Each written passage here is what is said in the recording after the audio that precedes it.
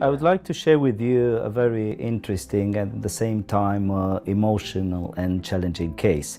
The patient was very nervous, and some of the practices they weren't able to provide sedation. We took a CT scan, we've done all the x-rays, we've done all the planning, the pre-op photography for the documentation, everything one needs to be done in order to get a nice, good, planned and precise treatment plan.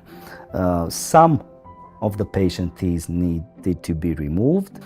After roughly about 2 hours clinical time, the patient has been provided with a provisional bridge, and finally after a few weeks time with a final bridge on his upper jaw. He started as a very nervous and anxious patient, and then he ended up with a nice bridge, with a nice result and with a lovely outcome. He also reported that for him it was life-changing to see this massive transformation for a person being not socially involved and forced to basically avoid meeting people, to love to go out, to love to go to the restaurant.